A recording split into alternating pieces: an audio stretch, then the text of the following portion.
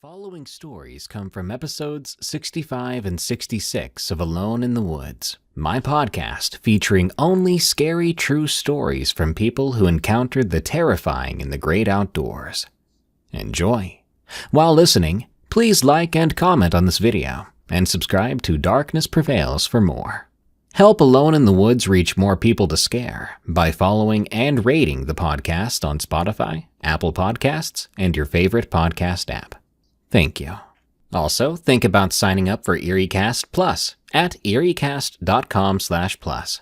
The price will increase forever on January 1st unless you become a member before then, and you'll lock in the price we currently have forever, unless you cancel. You'll get access to all our shows ad-free, exclusive audiobooks, early access to my cinema-quality creepypasta narration show, and more.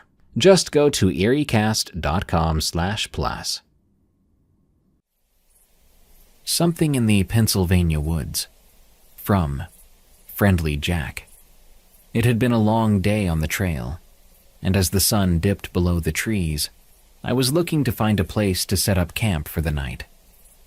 The Pennsylvania woods stretched out around me, an endless towering oaks and maples, their branches intertwined overhead, forming a natural canopy.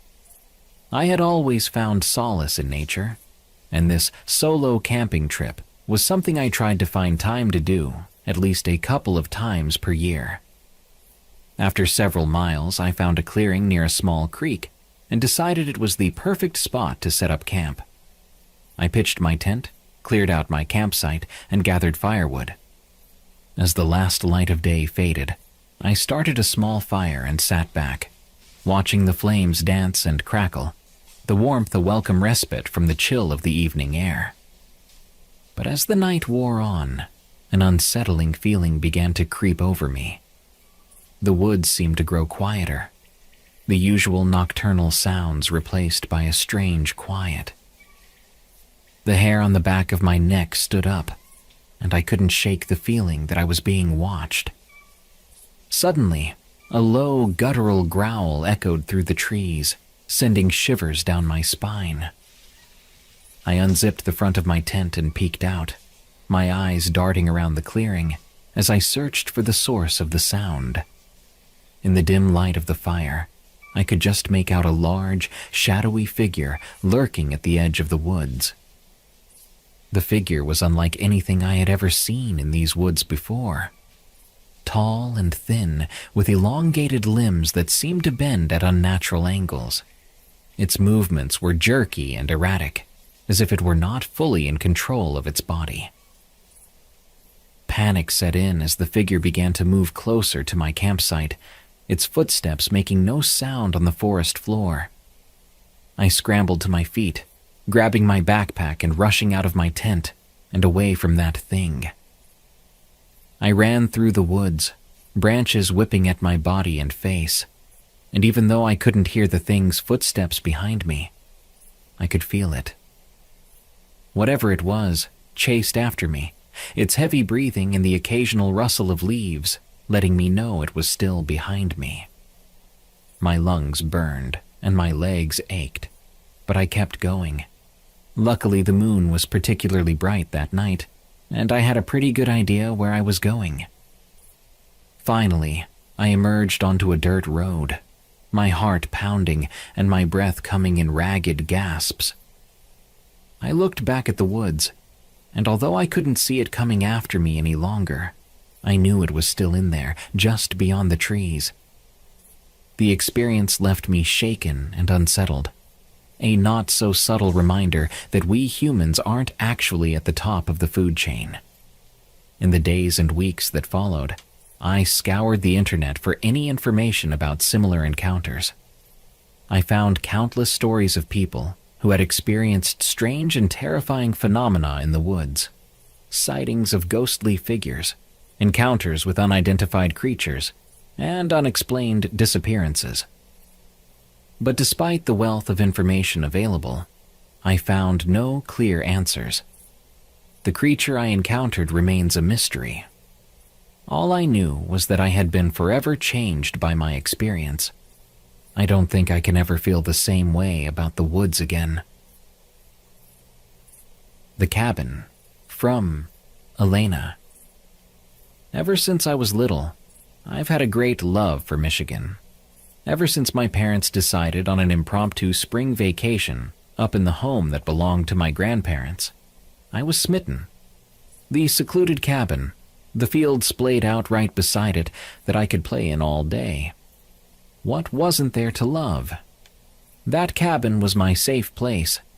There was nothing up there I didn't find absolutely breathtaking and wonderful. That was until a few years ago. In 2017, my husband and I had finally tied the knot after being together for 5 years, and that was when my parents gave us the news that they were selling us the cabin. In only a matter of 4 days, after deciding to spend our honeymoon up in Michigan before packing up our lives back home, Lee, my husband, and I were catching a flight to our new home. The familiarity of the gravel road crunching beneath the rental car's tires was what woke me from my unintentional sleep, as well as Lee's low whistle in amazement at the acres of land. "Wow, hun, you weren't kidding. This place is something else." I laughed. "When will you learn I'm always right?" In the midst of our banter, Lee had parked the car in the middle of the large driveway, and the second the car doors automatically unlocked, I was outside, breathing in the fresh air. We pulled our luggage from the trunk, and I practically sprinted up the front stairs with my suitcase thumping up them behind me. "Hurry up, slowpoke. Our honeymoon awaits." Lee only shook his head and laughed. "Elena, I love you, but we both know you could give a crap about our honeymoon right now. You just want to get inside and bask in the memories of your youth." I rolled my eyes, taking the keys from my husband's hand once he reached me. "Are you calling me old?" There was no ounce of seriousness in my tone.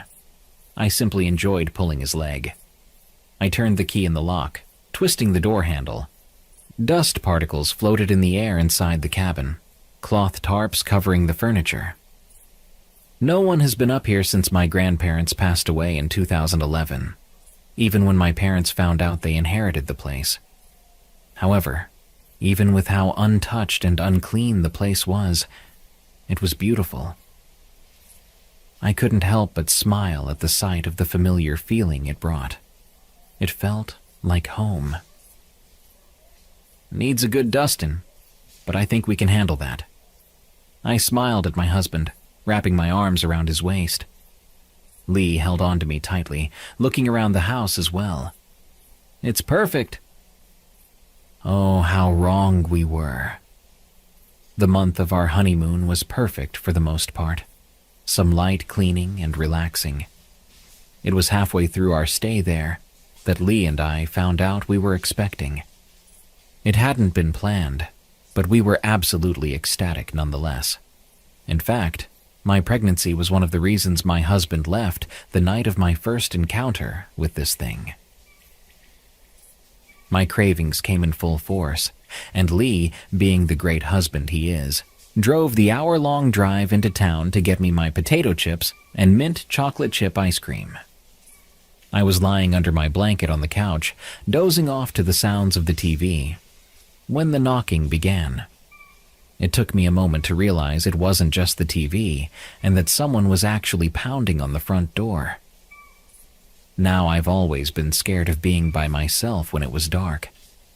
I've never been able to place my finger on the reason why. All I know is that when night fell, my skin would crawl, and I would jump at the smallest of sudden noises. My body was frozen in its spot, my heart beginning to thump rapidly against my chest. My mind began to make reasonable excuses. It was probably a neighbor, even though we were the only ones here for miles. Maybe it was Lee. He forgot his keys. However, he should be able to come inside on his own just fine, since he locked the door from the outside. "Elena, let me in." It was Lee's voice, but it sounded so wrong. Not comforting and warm, but bone-chilling, cold, and like this person had been smoking for most of their life when Lee had never touched a cigarette. I couldn't move. I couldn't even twitch. The only thing I could do was lay frozen as I began to cry. When the banging stopped, I thought it was over, but I was entirely wrong. Sharp nails began to claw on the outside of the cabin, trailing over towards the living room. My eyes widened, and I realized my horrible mistake. The curtains right beside the TV were pulled open. I had forgotten to pull them down. I soon realized that as whoever this was grew closer, I'd be able to see them through the window, but they'd also be able to see me. What I did next, it made me feel like I was 5 again. But I pulled my blanket over my head and curled in on myself. I couldn't help it. I was terrified. Just right after my vision was put into darkness, after I pulled my blanket over my eyes, a sharp tapping sound came from the window. "I see you." It was taunting, menacing, and the voice didn't even sound like my husband anymore, but demonic. Evil is the only way I can put it. I felt like I was living in a horror movie. Whatever that wasn't human. Scared. This thing got out in a growl. God, it sounded like the embodiment of evil. As I was on the brink of sobbing out of fear, I heard keys jingling at the front door. My heart skipped a beat. He was home. Lee was home. But that thing still stood outside that window. It growled, seemingly out of frustration, and that was it. My eyes were blinded by light, and my husband's amused chuckle brought me from my petrified state. "What are you doing, you goof?" Lee was smiling at me, but the grin quickly dropped when he saw my eyes swollen from crying and how much I was shaking. Hey, it's okay. What happened?" His voice was gentle. God, his voice. It was so warm and loving, nothing like that thing. I tried to speak, but the only thing that came out was a sob. I wrapped my arms around my husband once he sat down beside me, and I couldn't stop until my eyes drifted to that window. "Close it." "What?" Lee sounded puzzled, and I didn't blame him one bit. "Close it, Lee. Fucking close it." I jumped from the couch and almost tore the drapes from the pole as I pulled them closed. My hands were shaking something fierce. "Elena, honey, what's wrong? Come on, I can't help you calm down if you don't tell me." Lee grabbed me by my shoulders, turning me away from the window. "There was something out there, Lee. It was telling me to let it in. I was so scared. I thought it was going to get in."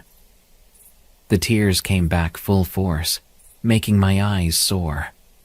I left out the factor of whatever it was, trying and failing to mimic his voice.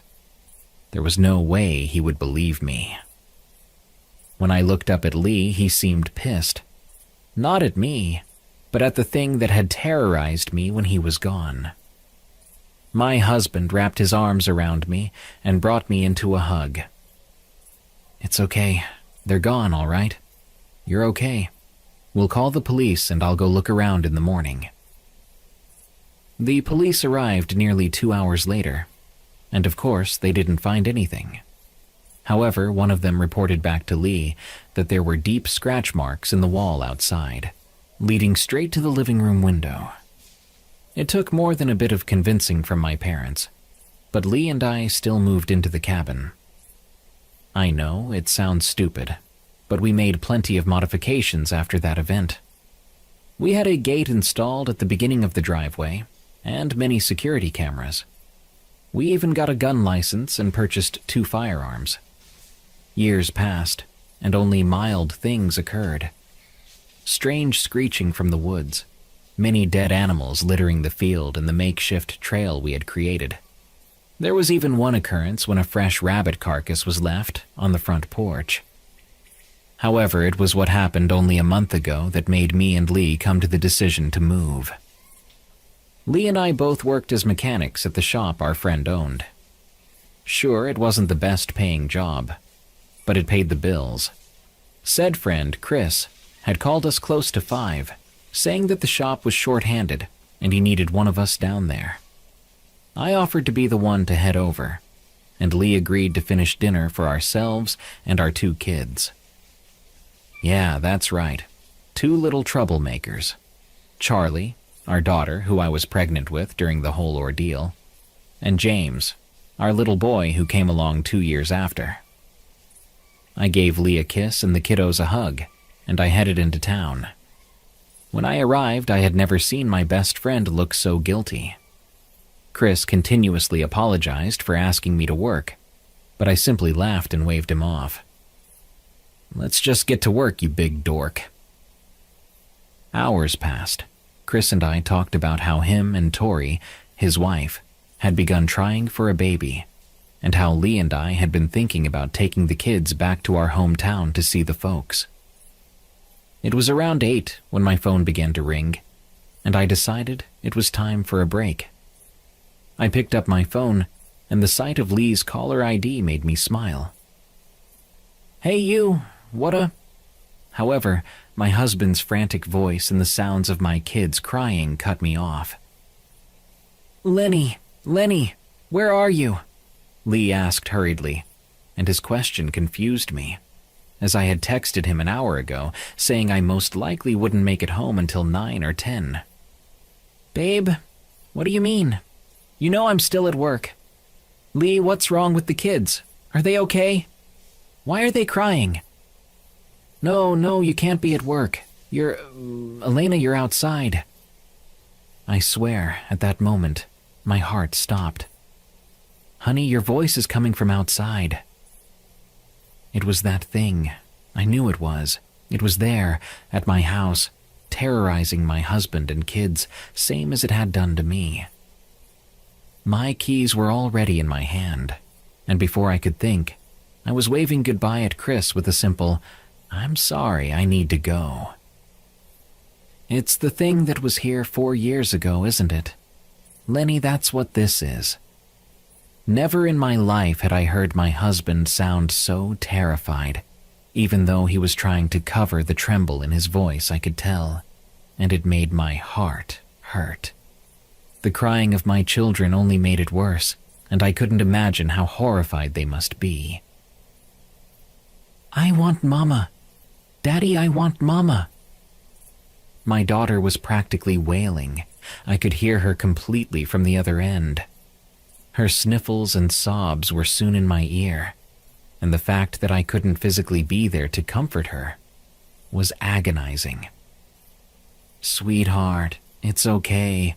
It's okay, I promise. You have Bubby and Daddy, they're right there with you. At that point, I didn't care if I was speeding. I couldn't drive the hour-long ride back home casually when I knew my family was in danger. Mama, I'm scared.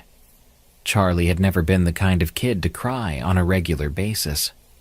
When she had cuts and bruises, sure, but never once had I heard her wail like this.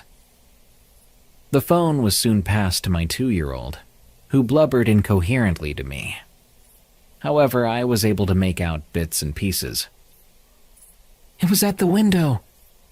It sounded like you, Mama. It was telling Sissy to let it inside our room.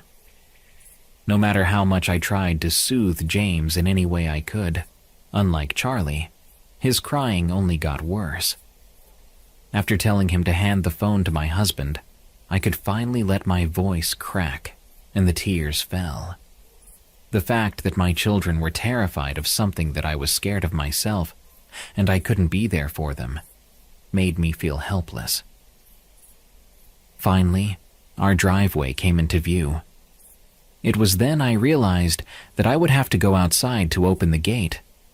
I cursed under my breath and quickly told Lee that I was about to be driving down the driveway and to have James and Charlie's overnight bags packed. My heart was pounding as I stared out into the woods, partially illuminated by my headlights. Something was wrong. I knew this thing was out there, but Lee had told me only minutes before that he could hear the thing walking around outside, as well as the occasional growl. Everything in me was screaming not to take a step from my car, but that damn gate needed to be opened manually. "What's wrong?" Lee's voice came through my phone as I had gone completely silent. My eyes were lingering on a particular spot in the trees beside me, and I knew, deep down, I knew it was there. "It's watching me." I was terrified to speak, my voice barely above a whisper. I wasn't even sure my husband heard me. I need to open the gate, but it's out there." "Lee, if I go out there, it's going to get me. I can feel it." I was no doubt crying once more. It felt as if I was back that night 4 years ago. "Listen to me. Do not get out of your car. Stay there, all right? We'll drive down in my truck, and I'll open the gate from my side with the keypad."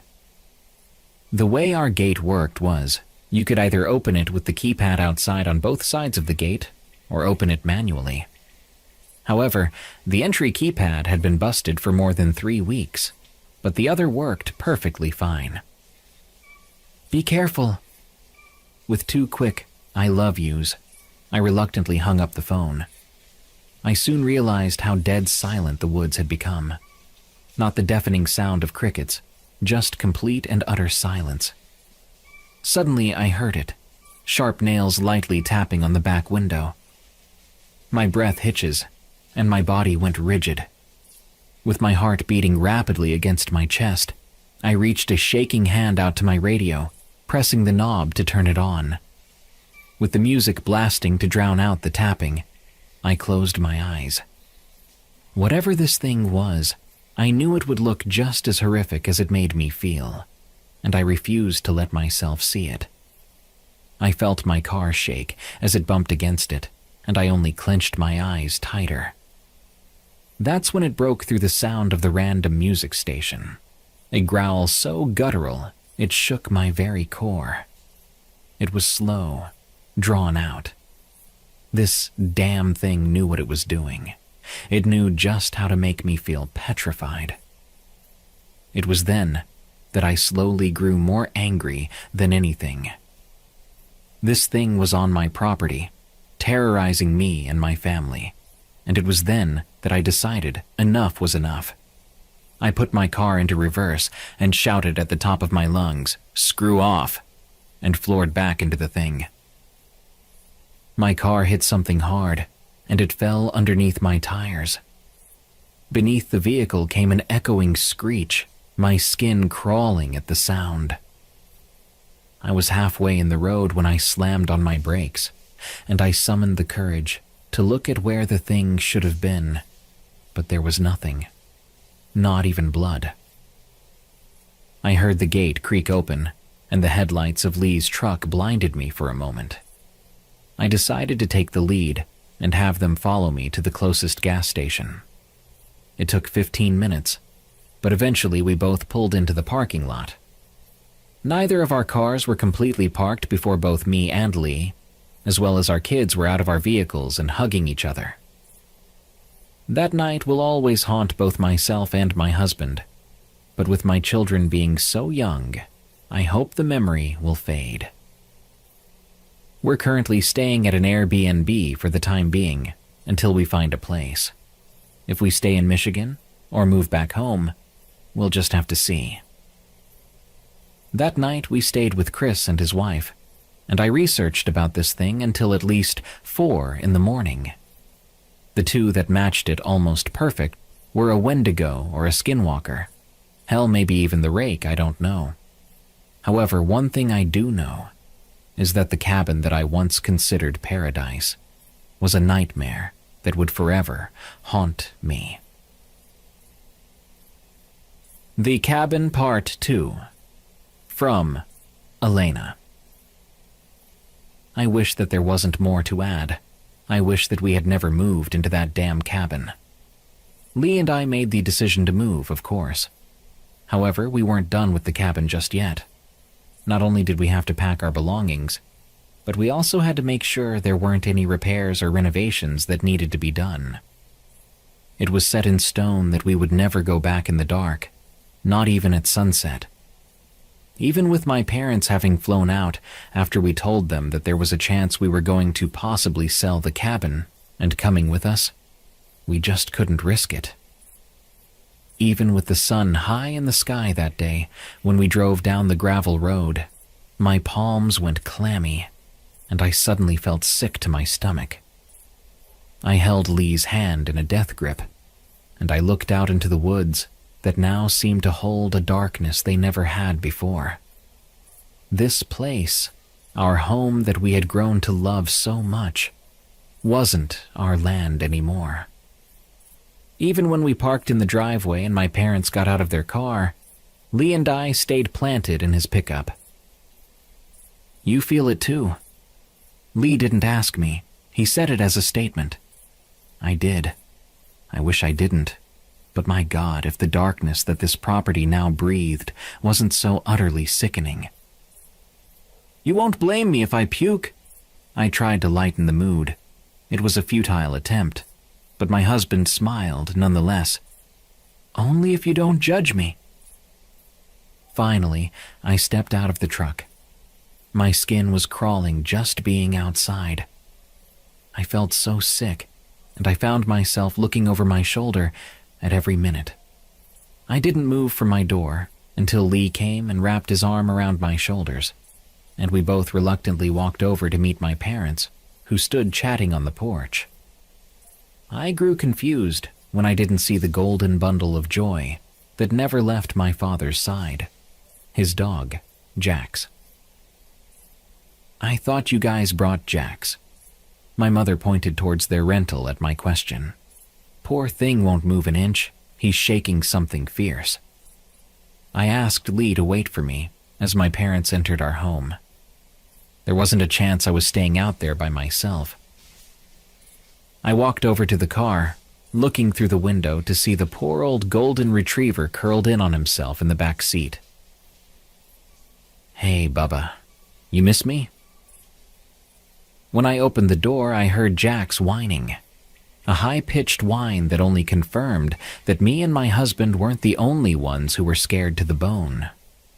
However, even in his terrified state, when I reached forward to pet him, he allowed me to after a quick sniff at my hand. "You're scared too, huh? You aren't the only one, pup." Jax, even in his olden years, made me feel as safe as he did when I was young. "But having you with me would make me feel so much safer, Jax. Do me this one favor." I tugged at his leash, and to my surprise, he slowly slid out from the car. The poor thing pressed himself so hard against my leg, I could feel him shaking. Lee was just where I left him, just as tense, just as scared. We shouldn't have agreed to be the ones to make sure there wasn't anything wrong with the outside of this place. Lee grabbed my free hand, and we slowly made our way around the cabin. "I don't want my parents out here with it." I didn't have to elaborate. He knew exactly what I meant. He only hummed in agreement, and I noticed how he never took his eyes off of the tree line. "What is it?" I asked quietly, only for Lee to shake his head. "Nothing, hun." Knowing this man for most of my life, and being in a relationship with him for so long, I knew he was lying. I didn't press on it, however, because I knew what it was. It was the feeling of eyes on us, watching our every move. A chill crept up my spine, and poor Jax whimpered as he pressed further against me. We continued our way around the property, barely even looking at the foundations of the house like we were supposed to. We couldn't focus with the lingering fear we felt. It was when we crossed in front of the field that I loved so dearly did I notice everything had been dead silent. Nothing. Just complete and utter silence. Until all of a sudden, Jax nearly pulled me over as he completely lost it. If it wasn't for Lee catching my arm and pulling me upright, I would have face-planted straight in the grass.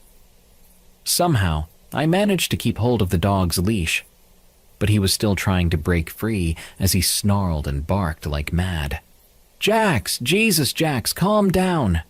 Lee was able to take the leash from me, getting a better hold of the dog. It was only then that I was able to take notice of my dog's fur standing straight up. This dog, this sweet old dog, who had never shown any sign of being aggressive, was now baring his canines and was ready to attack. Slowly, my eyes followed just where exactly Jax was trying to bolt to. My sights hadn't even set on whatever it was, but I already knew, and there was only one word that my brain played repeatedly like a broken record. Run. In the field, it stood. Lanky, too tall to be human, bones poking painfully through its skin, and so sickly pale. It was its mouth, though, that made tears start to fall down my face. This damn thing was smiling, a smile that stretched painfully wide with jagged rows of teeth poking out. My heartbeat was the only thing I could hear. All my other senses were drowned out, and suddenly, it was only me and this thing. It raised a bony arm, its clawed finger pointing straight at me. At that moment, I felt myself being picked up. I didn't know by who or what, but I couldn't do anything to stop it. I don't remember much after that. I do remember the sound of a gunshot and an ear-piercing, soul-shattering shriek. I slowly began to feel the air whipping around through the rolled-down windows of my husband's pickup and the arm wrapping around my shoulders. Soon came the familiar sound of that old engine and the whimpers Jax let out as he laid his head on my lap. Lee's comforting whisper came next. It seemed as if he was whispering to himself more than anything, telling himself that I was okay. "Pull over." It slipped out unintentionally, but as the panic started to set in all over again, and suddenly the ability to breathe grew tough, I was glad it did. Lee was startled, but pulled the car over to the side of the road. Nonetheless, at the time I couldn't remember what actually happened, but the face of that thing, I can never forget it. "Lee, oh God, Lee!" I couldn't help it as the sobbing started. I don't know how long my husband held me, how long I cried. Once I had managed to calm down, Lee helped me fill in the blanks. After he had taken hold of Jax, I had gone completely silent. He looked over and saw me completely paralyzed, crying as I looked into the field. Lee then saw it too, and the way he described the feeling as he looked at it made my blood run cold. Just looking at it, it felt like the life was being sucked out of me. And the fear, it was so paralyzing. Just the feeling that if I moved, that I'd be dead. The commotion that happened next was caused by my father. He and my mother had been in the kitchen at the time, my dad would tell me later. He had heard Jax going insane and looked out through the kitchen window to see the monstrosity itself. After telling my mom to stay inside, he went straight to find the rifle Lee and I kept on top of one of our bookcases. I know, not the best place, especially with two little kids around, but we made sure it was out of their reach. Lee told me that the front door slamming open was what broke him from that paralyzed state. In the midst of grabbing my still unmoving body, he had dropped the dog's leash, but thankfully, Jax followed us. The bullet, my dad said, hit the thing in the shoulder. However, just like when I had run it over with my car, there wasn't any blood. From what he could see, at least. The screech that would be imprinted in our minds forever came from that thing before it ran off into the woods. It's been a few days now. I don't think either me or my husband have gotten a full night's rest after that. After discussing it, I think ultimately Lee and I won't do anything with the cabin. We won't put it up for sale. We couldn't fathom the possibility of someone else being tormented by that thing. As for myself, I'm honestly scared to stay in Michigan. It's the not knowing that I think gets me. If there are more of them, if my kids and my husband aren't safe. One thing I do know, however, is that a place I've loved so dearly since childhood is no longer my home. It belongs to that thing, and maybe it always has. Unknown creature in the Pacific Northwest. From Avid Hiker. It was a few years ago, during late summer, when I decided to go hiking in the Pacific Northwest. I'd done this particular trail many times before, and I knew its bends and slopes like the back of my hand. It was one of those places that made me feel at ease. I remember it was late afternoon, and the air had that golden quality to it, the kind that makes everything look almost unreal. Everything started off normal enough. I parked my car, checked my gear, and set off along the trail. The first few miles were uneventful. I passed a few other hikers, exchanged nods and brief smiles. I remember thinking about how peaceful it was, the kind of quiet that wraps around you like a blanket, with only the occasional chirp of a bird or the distant rustle of small critters moving through the underbrush. It wasn't until I rounded one of the bends that things started to feel off. It was subtle at first. I noticed that the woods had grown unusually quiet. The birds that had been chirping moments ago had gone silent, and even the wind seemed to have stilled. It was as if the forest itself was holding its breath. I paused, trying to shake off the sense of unease, telling myself it was nothing, just one of those natural lulls. But I couldn't shake the feeling that I was being watched. It was a sensation that crept along my skin, raising the hairs on the back of my neck. I took a few cautious steps forward, my boots crunching softly on the gravel and dry leaves. That's when I saw it, just ahead, standing in the middle of the trail. My heart seemed to stop for a moment, and I could feel the blood drain from my face. There, maybe 50 feet away, was a large bipedal creature, covered in dark brown fur. It stood tall, easily 7, maybe 8 feet, and it was staring right at me. I froze. My mind went blank, and for a moment, it felt like the world had narrowed down to just the two of us. The creature's face was partially obscured by the shadows of the trees, but I could see the glint of its eyes as they watched me. They weren't the eyes of an animal, at least not one I'd ever seen. There was an intelligence there, something keen and curious, and it made my stomach drop. Its body was all wrong, its limbs too long, its shoulders too narrow. It had long arms that hung down, almost reaching its knees, ending in hands that seemed to have claws. It wasn't a bear. That much I knew immediately. Bears are bulky, and they move in a certain way. But this creature, it was something else entirely. The way it stood, the way it watched me, it was almost human, but twisted in a way that made my skin crawl. I don't know how long we stood there, locked in that silent stare. It could have been seconds, or it could have been minutes. Time seemed to lose all meaning. My mind was racing, torn between the urge to run and the realization that if I made a sudden move, it might provoke the creature. I could feel my pulse pounding in my ears, my breath coming in shallow gasps. The creature shifted slightly, and I saw its muscles tense. My heart leapt into my throat.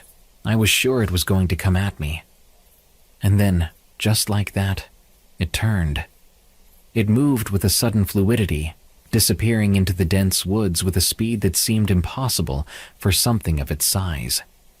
The underbrush barely rustled as it vanished from sight, and within seconds, it was as if it had never been there at all. I stood there, my legs trembling, trying to process what I'd just seen. Part of me wanted to follow, to see where it had gone, but a deeper, more primal instinct told me to get out of there, to put as much distance between myself and whatever that thing was. I don't remember much about the hike back to my car.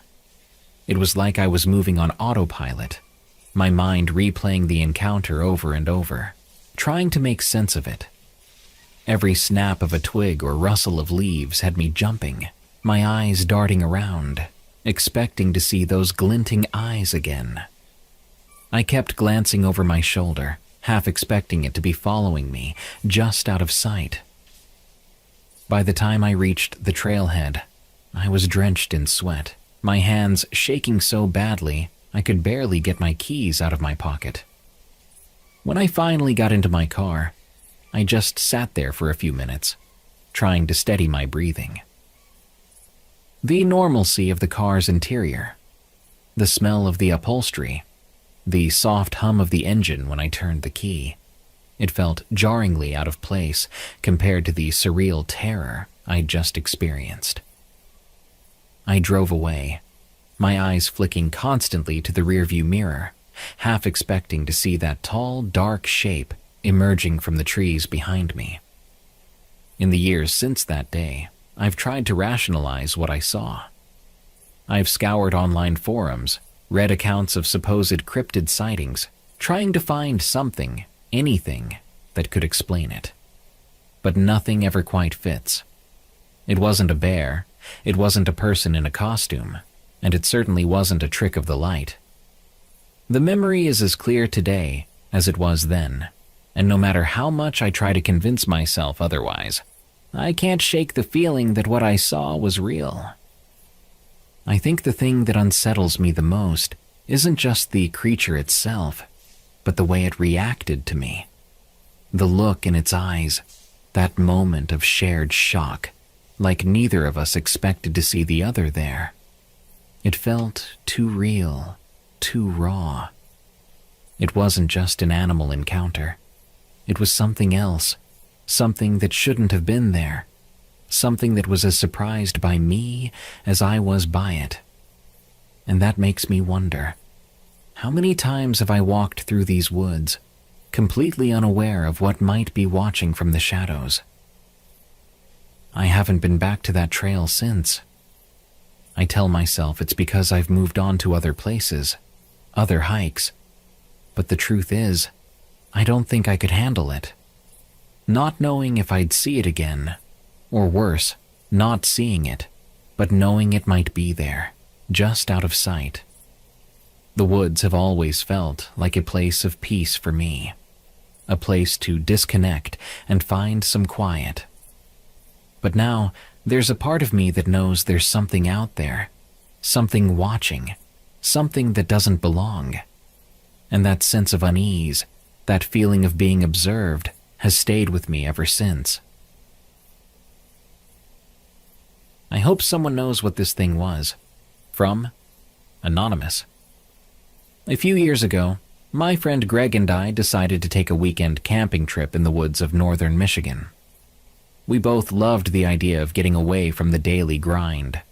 Phones off, no emails, just a couple of days to decompress and immerse ourselves in nature. It was one of those trips we looked forward to for weeks, setting up our tents, cooking over a campfire, and swapping stories under the stars. The forest up there is dense, beautiful, and alive. There's a kind of primal energy to it, like it has secrets hidden just beneath the surface, waiting to be discovered. It was our second afternoon when we decided to head out for a hike. We packed up some snacks, grabbed our water bottles, and set out with no particular destination in mind. The path we took wasn't marked, just one of those natural trails that seemed to form where deer or other animals had walked through before. The further we got from our campsite, the thicker the trees became, their branches arching overhead, casting long, cool shadows that seemed to swallow up the late afternoon light. The forest seemed quieter than usual that day. I remember noting it, but at the time I just figured maybe the wildlife was taking it easy in the summer heat. We'd been walking for about an hour when we stumbled upon a small clearing. It was odd how suddenly it appeared. The woods were thick, And then, just like that, the trees opened up. A patch of green grass surrounded by towering trees.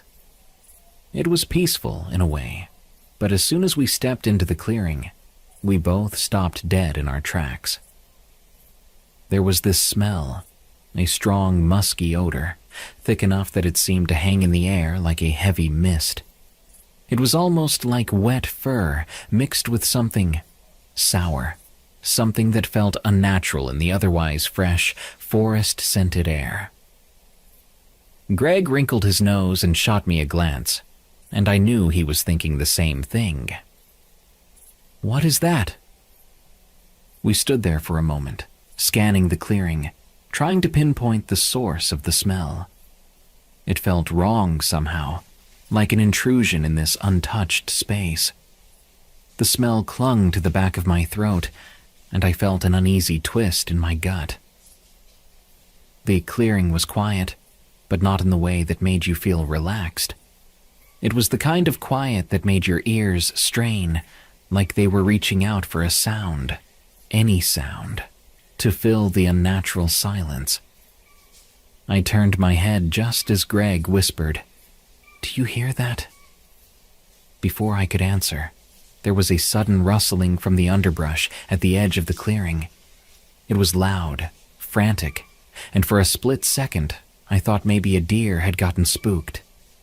But as we turned toward the noise, something emerged from the bushes that made my blood run cold. A creature stepped out, and it was unlike anything I'd ever seen. It was roughly the size of a large dog, but there was nothing canine about it. Its body was long, unnaturally long, like a serpent covered in fur. It had short, almost comically stubby legs that seemed too small for its body. The fur covering it was mottled in shades of brown and gray, blending into the forest backdrop, and on top of its head were two small, pointed ears. What struck me the most, though, were its eyes, large, round, and reflecting the light in a way that made them look almost luminous. For a moment, they locked onto mine, and I felt a chill run through me, a primal fear that I couldn't shake. Greg and I stood there, frozen. My brain was trying to make sense of what I was seeing. Was it a weasel? Some kind of mutant otter? But it was too big, its body too long, its presence too uncanny. The creature seemed unsure of us. Its eyes darted between Greg and me, and for what felt like an eternity, none of us moved. My heartbeat was thundering in my ears, and I could feel Greg tense beside me, like he was about to run or shout or do anything to break the silence that had settled over us. Then, with a sudden rapid movement, the creature turned and slithered back into the underbrush, its body undulating like a snake's. It moved quickly, the stubby legs almost seeming irrelevant as it disappeared into the woods. The rustling of leaves and branches faded, and then nothing. Just silence again. Greg and I stood there, staring at the spot where it had vanished, neither of us speaking, neither of us really breathing. The smell lingered for a moment longer, then seemed to drift away, carried off by a breeze that made the trees sway gently around us. "Did you see that?" Greg finally broke the silence, his voice barely above a whisper. I nodded, my mouth dry. Yeah, I saw it. But what had we seen? It was a question that hung between us, unspoken, as we slowly made our way toward the edge of the clearing.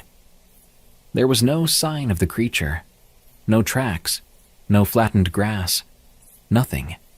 It was as if it had never been there at all. We spent a few more minutes searching the area, though I don't know what we were hoping to find. A footprint, a tuft of fur, anything that could prove that what we'd seen was real. But there was nothing. The forest around us seemed to return to normal. The distant sound of birds, the rustling of leaves in the breeze, the sense of life going on as it always had. And yet, I couldn't shake the feeling that we were being watched, that somewhere beyond the trees, those round, luminous eyes were still locked on us, curious, perhaps even wary. We eventually decided to head back to camp. The whole way, we barely spoke, the experience still too fresh, too strange to put into words. The trail seemed longer on the way back, every shadow a little darker, every sound a little sharper. I remember flinching at the sudden snap of a branch somewhere behind us, and Greg glanced at me, his expression mirroring my own unease. Neither of us wanted to say it, but we both knew something was out there, and we had no idea what it was. That night, sitting by the campfire, we tried to talk about it. We went over every detail, each of us adding what we'd seen, what we'd felt. The creature's shape, the strange way it moved, the way it had looked at us. We debated whether we should pack up and leave, but ultimately, we decided to stay. Maybe it was pride, maybe it was the exhaustion of the hike, or maybe it was the thought that whatever it was, it hadn't actually done anything to harm us.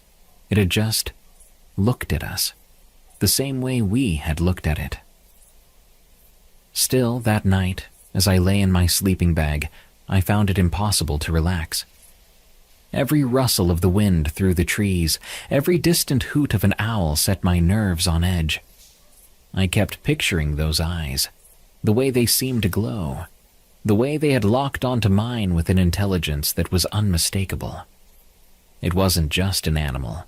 It was something more, something that shouldn't have been there. Since then, I've tried to find answers. I've searched online, combed through forums and articles about cryptid sightings, strange creatures in the woods, anything that might give me a clue about what we saw that day. But I've never found anything that matches it. The closest I came was a vague mention of something called a Michigan serpent, a local legend that, as far as I could tell, was little more than campfire stories. And yet, what Greg and I saw was real. I know it was real.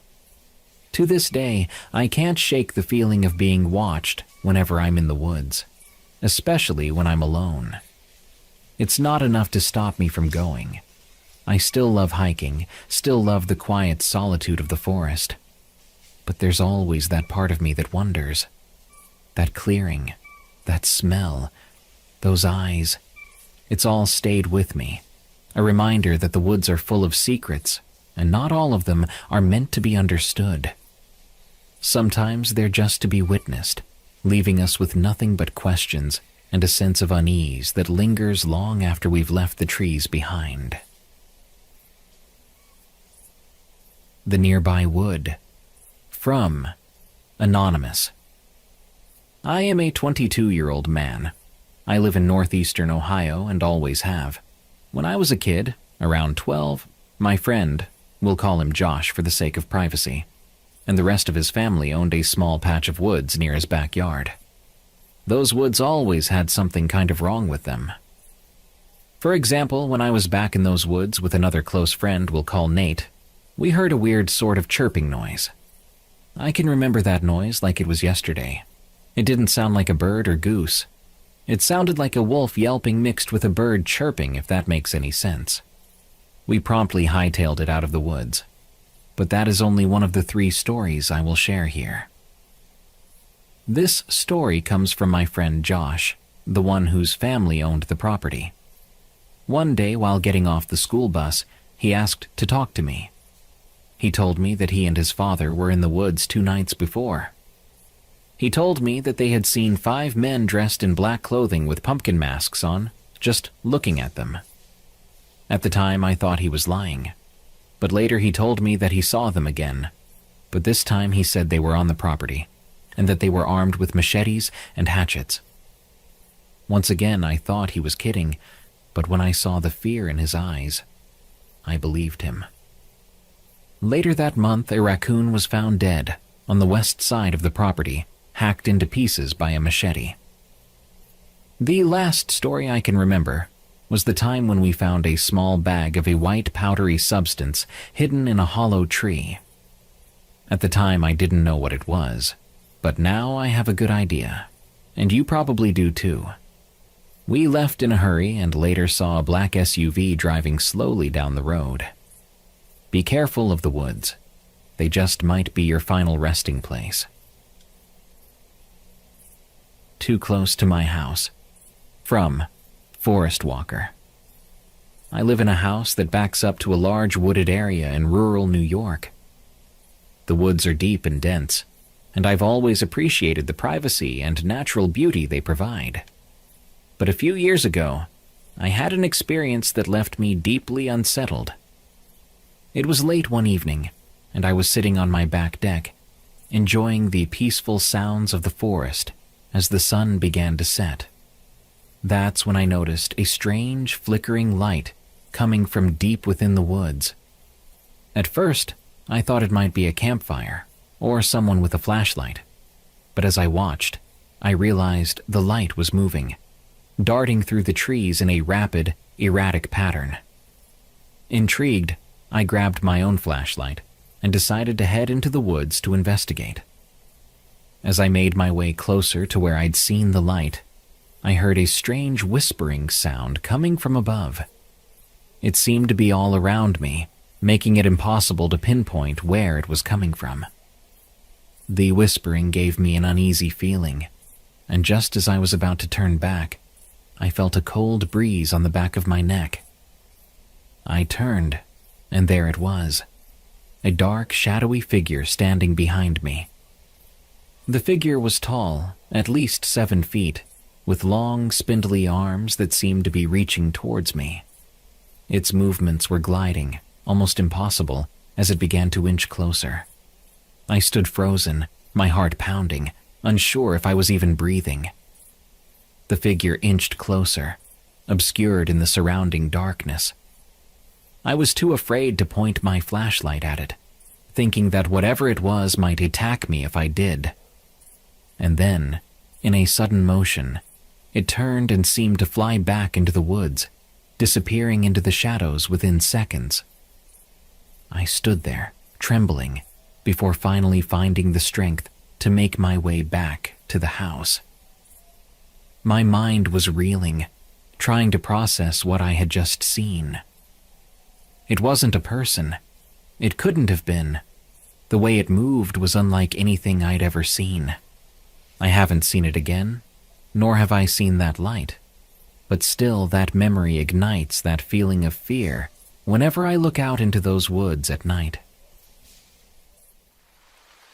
Lurking in the Shadows, from Dom, 1996. It was supposed to be peaceful, just me, the fire, and the endless wilderness. I'd come out here to clear my head, away from the noise, away from everything.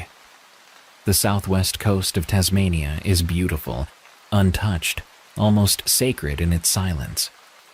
But as the sun set that first night, and the fire flickered weakly in the wind, I felt something I hadn't expected. Unease. At first, I brushed it off. It's natural to feel strange when you're alone in the middle of nowhere, right? But it was more than that. The forest was too quiet. No birds, no insects, nothing. Just the crackle of the fire and the sound of my own breath.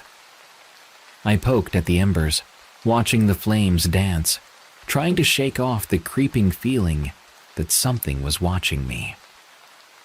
The shadows around the campfire stretched long, twisting in the flickering light.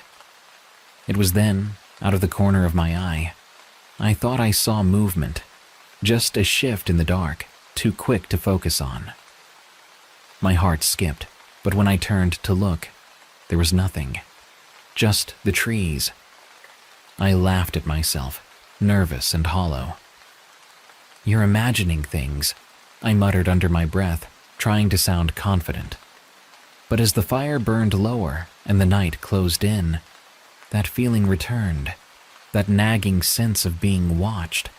I told myself it was nothing, just nerves, but deep down, I knew better. The second night was worse. By then I'd already felt the weight of the woods. The day had been uneventful in the kind of way that makes your skin crawl. I hadn't seen a single animal, no signs of life at all, just quiet, too much quiet.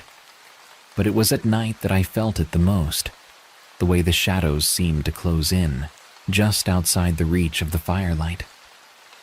I swore I could hear something moving, soft footsteps, almost too quiet to notice. I didn't want to believe it. I didn't want to think something was out there, but how could I ignore it? Every time I looked up, I saw the same thing. Nothing. Yet, the feeling was there. The air felt thick, like the night itself was pressing in on me, suffocating me in its silence. Then I saw it. Just outside the glow of the fire, where the darkness swallowed the trees, there was a shape, tall, too tall, and thin. It was barely visible, a shadow within shadows. But it was there. I stared, heart racing, breath caught in my throat. I don't know how long I sat frozen like that, staring at the thing, waiting for it to move. But it didn't. It just stood there, at the edge of the firelight, watching. I thought about running, but where would I go? The fire was the only thing between me and whatever that was. I knew it wouldn't come closer, not while the fire was burning. But how long would that last? I threw more wood on the fire, my hands shaking, eyes darting to the trees. And still, it didn't move.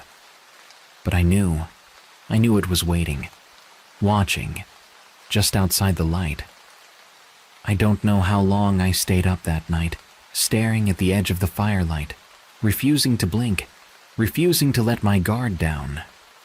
Every time the flames flickered low, my heart raced. Each time a breeze stirred the embers, I imagined it stepping closer, just out of sight. I couldn't keep doing this. I had to figure something out. But what could I do? Run? There was nowhere to go. The nearest town was miles away, and I had no way of navigating the dark, dense forest alone. My only option was to wait, to be vigilant, and pray that the fire would hold until sunrise. I forced myself to think, to plan, but every solution ended with the same question. What if the fire went out? And then it happened. I reached for more wood to throw on the fire, and felt my stomach drop. The pile was almost gone. I had enough to keep it going for maybe another hour, 2 at best. Panic bubbled in my chest. I couldn't let the fire die. I couldn't let the darkness in. I grabbed the last few pieces of wood and fed them into the flames, watching as the fire flared briefly before settling into a steady crackle. But it wouldn't last long. I had to keep it going somehow. My backpack, my clothes, anything that would burn. I tore through my bag, pulling out spare clothes, an old map, anything I could spare. The fire hissed and popped as I tossed them in, the flames greedily consuming them. But still, I could feel the cold pressing in, the shadows growing closer. It was as if the night itself wanted to swallow me. And then I heard it. A voice. At first it was soft, barely more than a whisper on the wind. I froze, straining to hear. It came again, clearer this time. My name. I whipped my head around, scanning the trees. There was no one there, just the dark and the endless stretch of woods. But I'd heard it. I knew I had. The voice came again, closer now, familiar. It sounded like someone I knew, someone I trusted. But that couldn't be possible. No one else was out here. "Come closer," the voice urged, soft, almost coaxing. "It's okay. You're safe." My pulse quickened, fear gnawing at my mind. It wanted me to leave the fire, to step into the shadows where it waited. I could feel it, lurking just beyond the light, waiting for me to make a mistake. I gritted my teeth, forcing myself to stay put, gripping the handle of a stick like a lifeline. "You're not real," I whispered to myself. "It's trying to trick you." The voice continued, more insistent now, more familiar. "Just a little closer. You don't have to be afraid." I squeezed my eyes shut, trying to drown it out, trying not to let it break me. But as the fire began to die down again, the whispers grew louder, more demanding. I was running out of time, running out of firewood, running out of everything. My hands shook as I peeled off my jacket and fed it to the flames, watching helplessly as it crumbled to ash. I didn't care about the cold anymore. All that mattered was keeping the fire alive, keeping that thing at bay. I tossed in more clothes, anything I could find, desperately trying to stretch it out until sunrise. And all the while, it watched me, lurking, waiting, trying to pull me into the dark. The fire was barely more than embers now, flickering weakly against the pressing dark. My hands were numb, raw from the cold. I couldn't even feel my fingers anymore. The pile of clothes I'd fed to the flames was nearly gone, and my mind was a haze of exhaustion and fear. But I couldn't sleep. I couldn't let my guard down. I had to keep the fire going, no matter what. I stared at it, willing the flames to hold out, trying to keep my eyes open. The shadows danced around me just out of reach. I knew it was still there, waiting. I don't know when I started to nod off. The exhaustion crept up slowly, like the weight of the night itself was pulling me under. My eyelids grew heavier, my mind foggy. Just for a moment, I thought. Just a moment of rest. But that's all it took. I jerked awake, my heart slamming in my chest. The fire, no! It was barely aglow now, the flames almost completely gone. Panic surged through me as I scrambled for anything left to burn. The whispers were back, louder now, surrounding me from all sides. "You're too late," they hissed. "Come closer." My vision blurred, the shadows twisting, reaching for me. I blinked hard, trying to focus, but the exhaustion was pulling me back down. I couldn't fight it anymore. My body was screaming for sleep, for relief, and I was losing the battle. "No," I muttered, my voice hoarse and shaking. "No, stay awake." But the whispers grew louder, more insistent. "Come into the dark, it's warmer here." I tried to move, but my body felt heavy, like the weight of the night was pressing down on me, pinning me in place. The fire. I needed to get it burning again, but my hands were trembling, barely able to function. I reached out, grabbing a stray branch I hadn't noticed before, and threw it into the pit. The fire flared briefly, casting a dim light, and that's when I saw it. It was closer now, just at the edge of the fire's weak glow. Tall, gaunt, and horrible, its limbs impossibly long, its eyes glowing faintly in the darkness. It didn't move, didn't flinch as the fire sparked back to life. It just watched, patiently, as though it knew that sooner or later the fire would die, and I would be at its mercy. My breath came in shallow gasps, my chest tight with dread.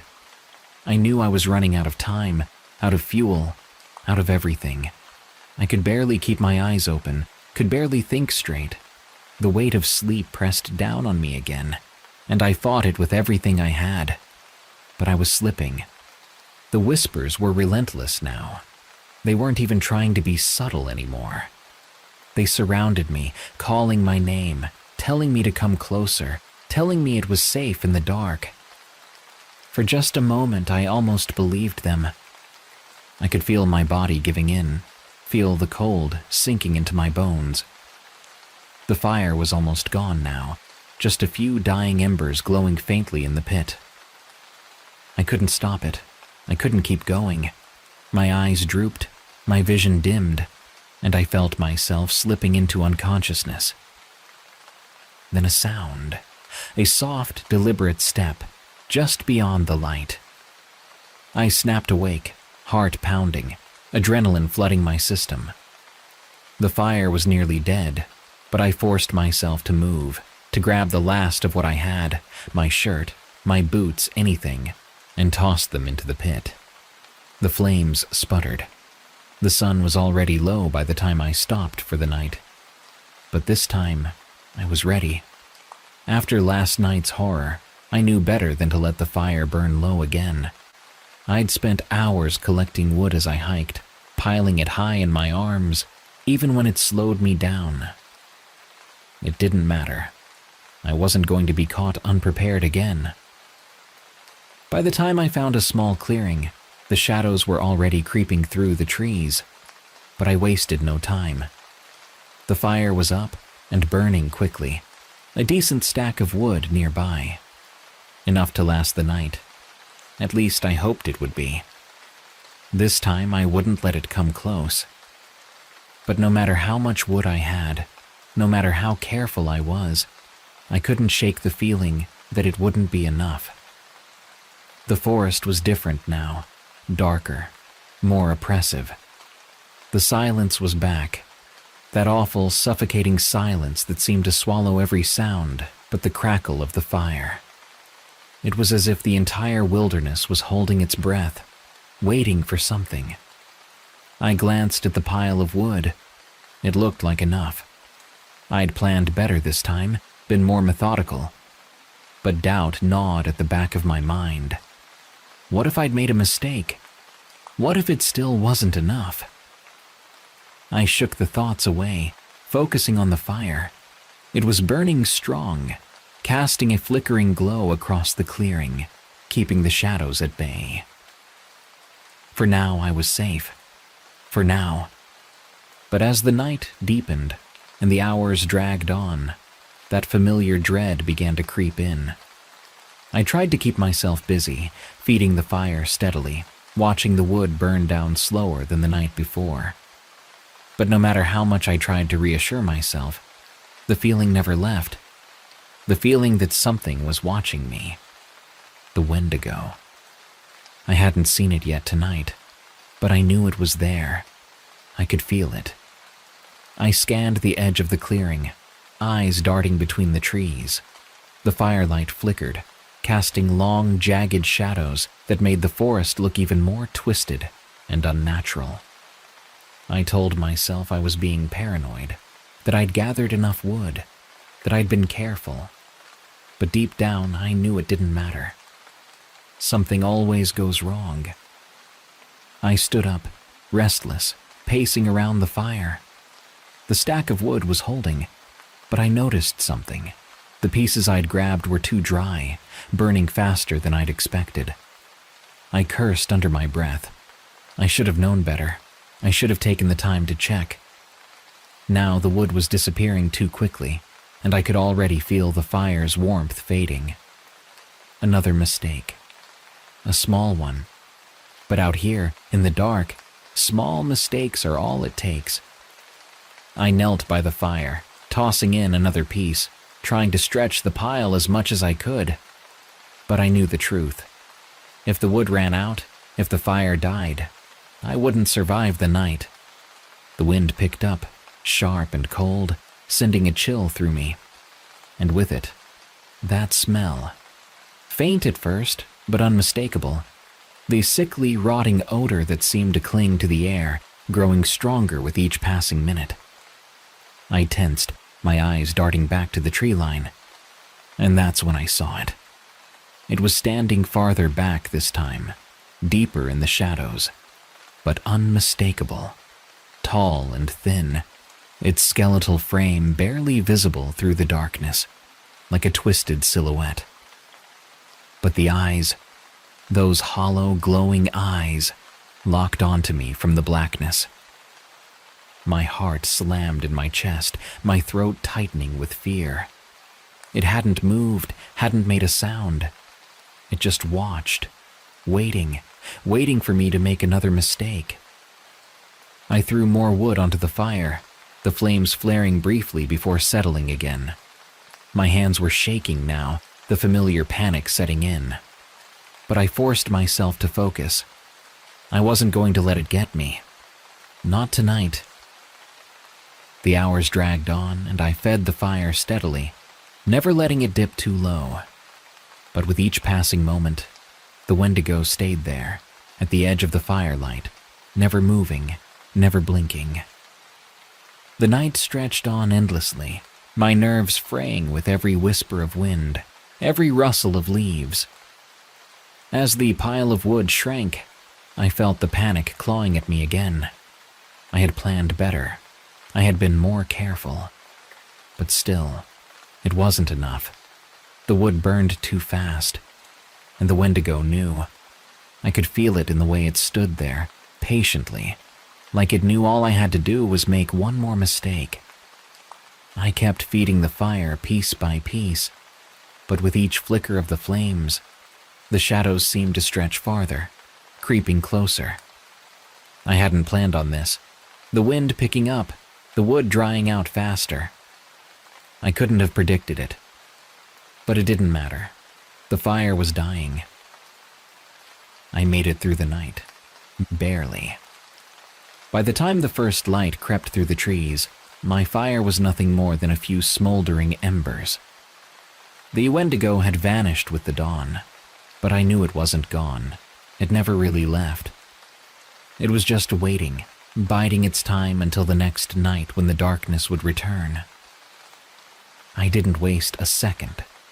I spent the entire day gathering wood, more than before, piling it as high as I could manage. I was determined to be ready this time, even more prepared than the last. There would be no mistakes, not tonight. But as the afternoon stretched on, the sky began to change. Heavy clouds rolled in, dark and ominous, the promise of rain hanging in the air. My stomach twisted with dread. A storm. Of all the things I'd planned for, I hadn't planned for that. The first drops fell just as the sun was setting. I cursed under my breath, scrambling to cover my pile of wood with what little shelter I could rig up. I'd gathered enough, more than enough to last the night. But if it got wet, it wouldn't matter. The fire wouldn't burn. The rain came down harder as night fell, a steady, relentless downpour. I huddled close to the fire, the flames sputtering but holding steady for now. The wood was still dry enough to burn, but I could feel the tension building, the air thick with anticipation. And then it began. At first it was the same, soft whispers on the wind, barely audible over the rain. But then the whispers grew louder, more urgent, more familiar. My name, over and over, in voices I hadn't heard in years. Voices of people who weren't here. Voices of people who were dead. I gritted my teeth, gripping the stick I'd sharpened earlier in the day. A makeshift weapon, but it was better than nothing. My hands trembled as I held it, but I didn't dare let go. I had to stay ready. I had to stay sharp. Then came the screaming. It started low, a guttural sound that seemed to rise from the depths of the forest. My blood ran cold as the scream grew louder, higher, more distorted, until it was all I could hear, drowning out the rain, the fire, everything. It was inhuman, a sound that made my skin crawl, my heart race. The Wendigo was out there. I couldn't see it yet, but I knew it was there. And this time, it wasn't just watching. It was calling, luring. The screaming stopped abruptly, replaced by laughter. Twisted, cruel laughter that echoed through the trees, surrounding me, closing in.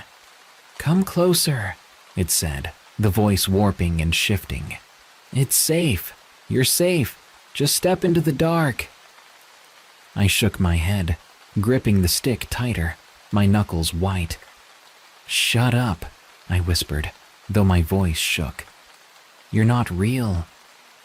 But the laughter continued, rising and falling with the wind, mocking me, taunting me. And then, without warning, it screamed again, louder this time, closer, like it was right behind me. I jumped, heart pounding, whipping around to face the trees. The firelight flickered weakly in the rain, but I could see it. Just at the edge of the light, the Wendigo.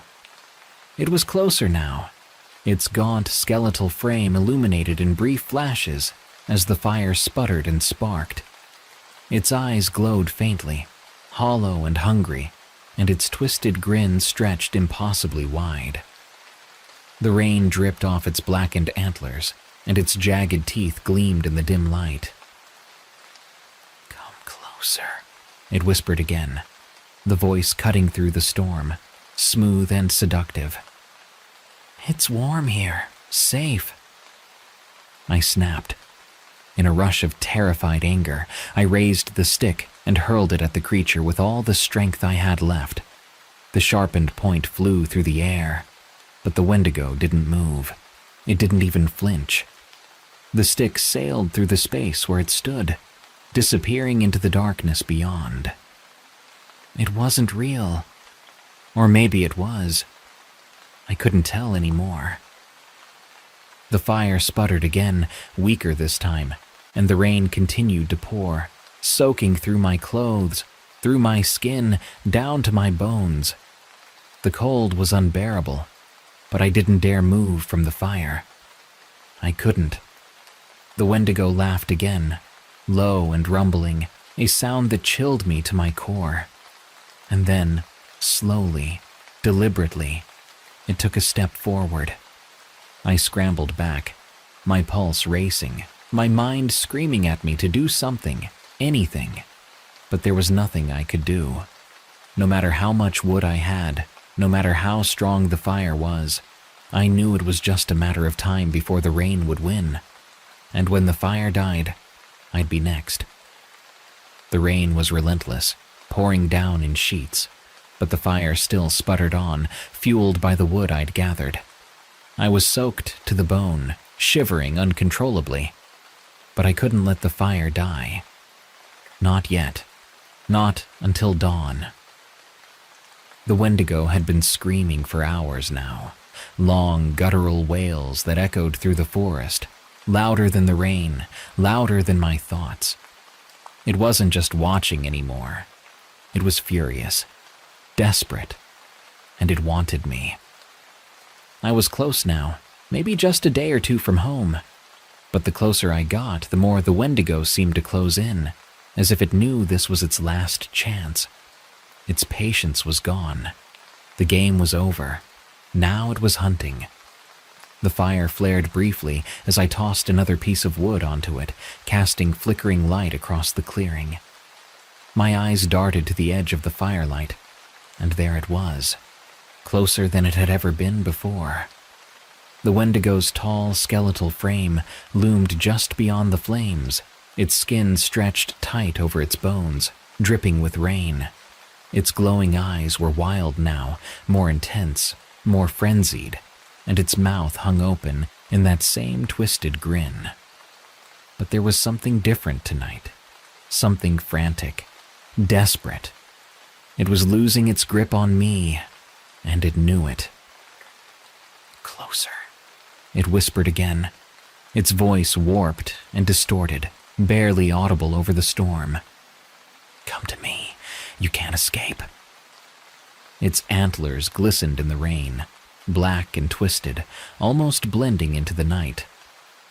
It took a step forward, and this time, the firelight caught the full horror of its face, gaunt, hollow, its flesh sagging and rotting in places, revealing glimpses of raw, sinewy muscle underneath. The smell hit me then, stronger than ever before. A rancid, putrid stench that made me gag, bile rising in my throat. It wasn't just the smell of decay. It was the smell of death, old festering death that clung to the air like smoke. I gripped my makeshift weapon, a sharpened stick, my only defense, and raised it, my hands trembling. The Wendigo let out another scream, high-pitched and deafening, a sound so primal and raw it cut through me like a knife. My heart pounded in my chest, my breath coming in ragged gasps. But I held my ground. I wasn't going to let it win. Not now. But the fire was weakening.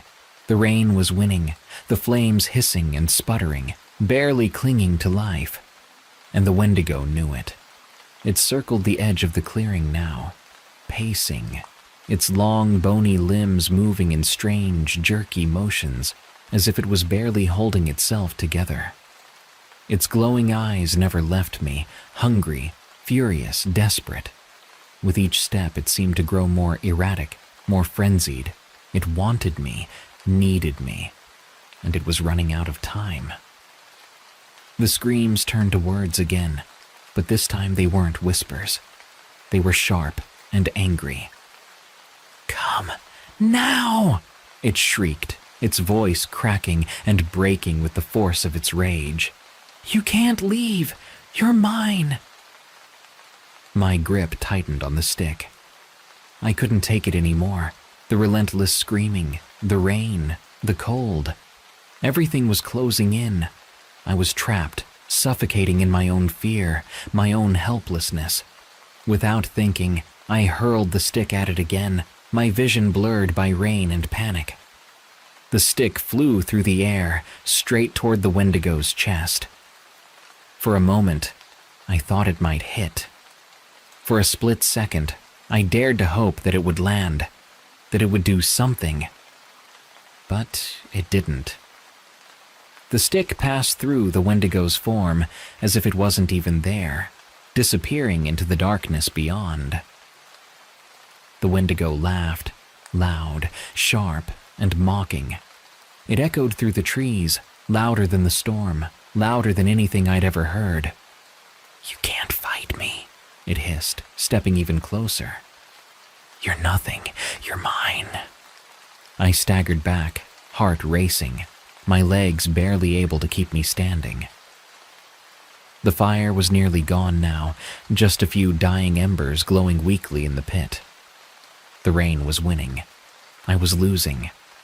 I could feel the Wendigo's presence pressing in on me, its glowing eyes burning into my soul. My mind was screaming at me to run, to do something, anything, but I was frozen in place, my body refusing to obey. It screamed again, louder this time, the sound so intense I thought my ears would burst. "Come to me," it demanded, the desperation in its voice palpable now. "Come before the light dies." I stumbled forward, almost falling into the fire, my breath coming in short, panicked bursts. The rain poured down harder, the wind whipping through the trees, carrying the Wendigo's screams with it. I grabbed the last of the dry wood and threw it onto the fire. The flames flared up briefly before settling again. But I knew it wouldn't last. The wood was soaked, and the fire was dying. And when it did, the Wendigo would be waiting. It stepped even closer now, its long, twisted fingers reaching out toward me, just at the edge of the firelight. I could feel its breath, cold and wet, brushing against my skin. Its eyes were wild, crazed, filled with a hunger that couldn't be satisfied. And I felt, deep down, that this was the end. The storm raged on, the fire barely clinging to life as the rain poured down in relentless sheets. My body was numb from the cold, my clothes soaked through. But I couldn't stop. I couldn't let the fire die. Not now.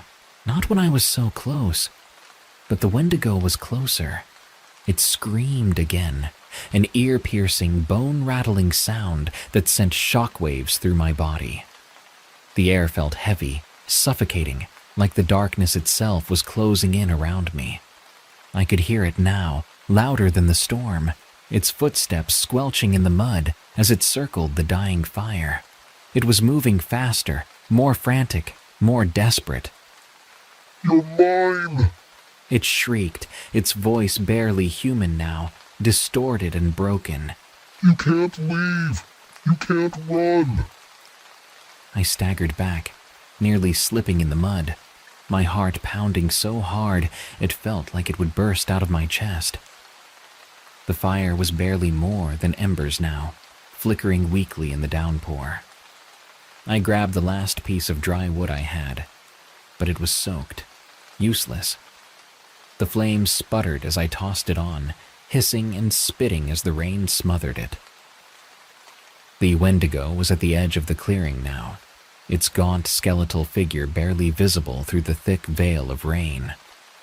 But I could feel it, feel its eyes burning into me, watching, waiting. Its long, twisted limbs twitched with anticipation, its mouth hanging open in that same horrifying grin. The hunger in its eyes was unbearable. It was going to take me. "No!" I screamed, backing away from the fire, my breath coming in ragged gasps. My legs were shaking, barely holding me up, but I couldn't stop. I had to keep moving. I had to. And then I heard it. Over the storm, over the Wendigo's screams, I heard something else, something real. A car horn. My mind reeled, confused, disbelieving. A car, out here? I froze, listening, straining to hear over the chaos around me.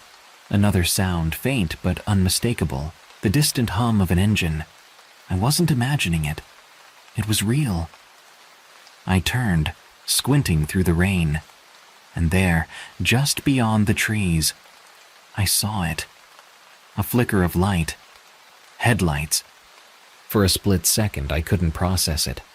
How could I be this close? I had thought I was still miles from the road, miles from safety. But the light was there, cutting through the rain like a beacon, the unmistakable glow of a car moving along a nearby road. Hope surged through me, a jolt of adrenaline that shocked my system. I wasn't far. I wasn't as far as I thought.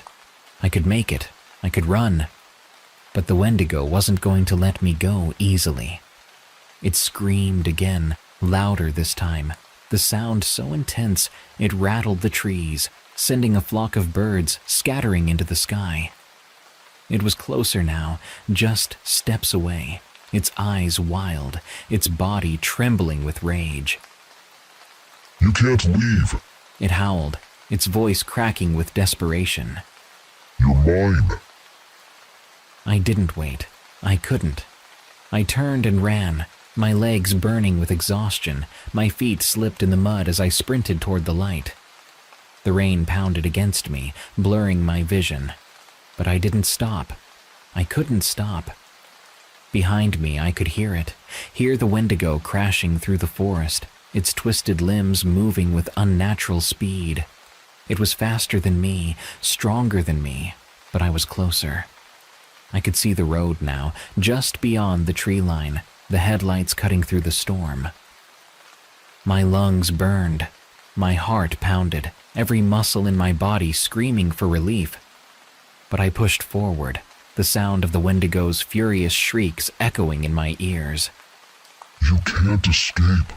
It screeched, its voice so close I could feel the heat of its breath on my neck. I burst through the trees, mud flying as I stumbled onto the side of the road. The headlights were closer now, a car barreling down the wet asphalt, unaware of the nightmare unfolding just a few feet away. I waved my arms frantically, screaming at the top of my lungs, desperate to be seen, to be saved. "Help, please!" The Wendigo let out one final guttural scream, so loud, so filled with rage, that it shook the very ground beneath my feet. I didn't dare look back. I couldn't. I just kept running, my eyes locked on the approaching car, my only lifeline in this endless nightmare. The headlights grew brighter, and with them, the faintest glimmer of hope. The Wendigo was still behind me. I could feel it. But the road, safety, was right there. With one last desperate burst of energy, I sprinted toward the lights, the roar of the Wendigo fading into the distance as I crossed the road, collapsing onto the other side, gasping for breath. I was safe. I collapsed on the side of the road, my chest heaving, gasping for breath. The rain pounded against my body, cold and relentless. But I didn't care. I had made it. I was alive. But even then, in the safety of the asphalt, I could feel it, the weight of its presence. The Wendigo was still there, just beyond the tree line, watching, furious that I had escaped. I didn't dare look back. I couldn't. I could feel its eyes burning onto my back, feel the seething rage emanating from the darkness. It had followed me all this way, hunting me relentlessly through the night. And now that I was so close to safety, it couldn't reach me. Not here, not yet. But I knew it wouldn't stop. Not until it had me. The headlights of the car grew brighter, cutting through the storm like a beacon. I stood, my legs shaking beneath me, and staggered toward the road, waving my arms, desperate to get their attention. "Help!" I screamed, my voice raw and hoarse. "Help me!" The car slowed, the tires screeching against the wet road as it came to a stop just a few feet away. The driver's side door opened, and a figure emerged, barely visible through the rain. "Are you okay?" the driver shouted, their voice muffled by the storm. I stumbled toward them, barely able to stand, my heart still racing, my body trembling from the cold and exhaustion. "Please," I gasped. "Please, I need to get out of here." The driver hurried toward me, their face a blur in the rain. But I didn't care. I didn't need to see them. I just needed to be anywhere but here. As I reached the car, I heard it again, a scream. But this time it wasn't distant. It wasn't from the trees. It was right behind me. I froze, my blood turning to ice. Slowly, against every instinct, screaming at me to run, I turned around. The Wendigo was standing on the edge of the road, its skeletal frame illuminated by the car's headlights. It was closer than it had ever been, its hollow eyes burning with a furious, desperate hunger. The rain dripped from its antlers, its mouth stretched wide in that same twisted grin. But this time it was different. Its body trembled, its limbs twitching with unnatural spasms, as if it was barely holding itself together. And then, with a guttural roar, it lunged. I screamed, throwing myself into the car, slamming the door behind me as the driver fumbled to start the engine. "Go, go now!" I shouted, my voice cracking with panic. The Wendigo's claws scraped against the side of the car, the sound like nails on a chalkboard as the engine roared to life. The driver hit the gas, and the car lurched forward, tires spinning on the wet road. I didn't dare look back, but I could hear it. Hear the Wendigo's furious screams fading into the distance as the car sped away, leaving the nightmare behind. My body slumped against the seat, every muscle trembling, my mind reeling from what had just happened. I was alive. I had escaped. But even then, in the safety of the car, I couldn't shake the feeling that it wasn't over. That somewhere, in the depths of that dark, cursed forest, the Wendigo was still watching, still waiting. And one day, it would come for me again. The Swamp Girl. From Lights Out 1242. This happened when I was about 12 years old or so the details may not match exactly what happened. I was at my friend's new apartment. Let's call him Justin. Justin and I have been friends since we were firstborns, and I don't joke when I say that. We were playing video games on his brand new gaming console when he came up with the idea that we could go to this park that was old and rotting and hadn't been renovated in God knows how long. This park had been abandoned because, supposedly, the story goes that a parent had taken their little girl to the park when it was brand new, and the parent wasn't paying attention to their kid. When they heard the little girl screaming as loud as she could as she was drowning in the swamp next to the park in the woods. This story had always been spine-chilling for me personally, but in the end, no one really wanted to take their children to the park after that incident. The sun had already been set to an orange kind of yellow sky, so I was a little on edge about this idea because the last thing that I wanted to do was go to an abandoned park after dark. But he talked me through it, and I decided to go with him. After all, I had been sort of interested in abandoned places, but the thought never came over me to actually go to an abandoned place. The park was within walking distance from his apartment, so it wasn't really a big deal to walk there. At least, that's what I thought. Once we arrived at the basketball court, it was really dark except for the light from my phone that I had put under the basketball hoop. That's when it happened. I felt it, the feeling of dread. I knew what this meant. I believe in ghosts, and I have heard of this feeling of dread coming over people. To me, this meant that a ghost was targeting specifically me. This feeling made me direct my head toward the park. I saw a little girl with dark hair and what looked to be a backpack with a flurry of different colors. My friend was still shooting hoops, and so I turned around to catch his attention and tell him about it. Once I turned around to look at the park, the little girl that I had seen wasn't there anymore. He concluded it was my imagination, but I just couldn't help but walk over there with him and check it out. We arrived at the park, and that horrible burdened feeling of dread came over me worse than ever. I could tell that Justin could feel it as well. We then heard this wretched screaming of a little girl coming from the pitch-black swamp on our left. At that point, we were basically toppling over each other, heading for the exit. Please listen to me, people. Do not go to an abandoned park in the woods after dark. It is not worth it.